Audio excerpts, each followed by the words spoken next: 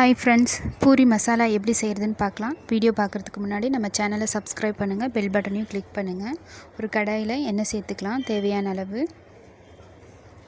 கடுகு சேர்த்துக்கலாம், சோம்பு 1/4 டீஸ்பூன் சேர்த்துக்கலாம். சோம்பு பொரிச்சதி கருவேப்பிலை சேர்த்துக்கலாம். இப்போ பெரிய வெங்காயத்தை 1 கட் பண்ணி எடுத்து வச்சுருக்கேன். பெரிய வெங்காயம், வரமிளகாவும் சேர்த்துக்கலாம். தேவைப்படுறவங்க வரமிளகா பதிலாக பச்சை மிளகா சேர்த்துக்கலாம். இல்லை வரமிளகா 1 பச்சை மிளகா 1 இப்படியும் சேர்த்துக்கலாம். இப்போ நல்லா வெங்காயத்தை நல்லா வதக்கி விட்டுக்கலாம். வெங்காயம் நல்லா வதங்கினதையும் நம்ம இஞ்சி பூண்டு பேஸ்ட் சேர்த்துக்கலாம். மஞ்சத்தூள் 1/2 டீஸ்பூன் சேர்த்துக்கலாம்.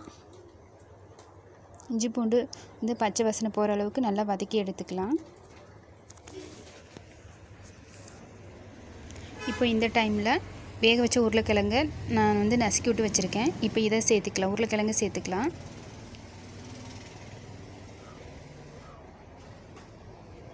இப்போ தேவையான அளவு உப்பு சேர்த்துக்கலாம். இதை நல்லா கிளறி விட்டுக்கலாம்.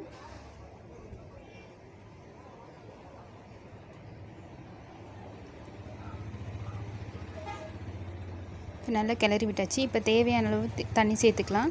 திக்காக வேணுங்கிறவங்க தண்ணி கம்மியாக சேர்த்துக்கோங்க. இப்போ உப்பு பார்த்துக்கோங்க. உப்பு கம்மியாக இருந்தால் உப்பு சேர்த்துக்கோங்க. சேர்த்ததுக்கப்புறம் ஒரு 5 நிமிஷம் நல்லா கொதிக்க விட்டுக்கலாம்.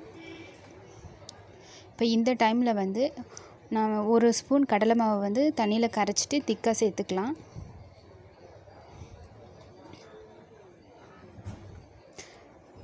கடலை மாவு கரைச்சி அதை சேர்த்ததுக்கப்புறம் ஒரு நிமிஷம் நல்லா கொதிக்க விட்டுக்கலாம்.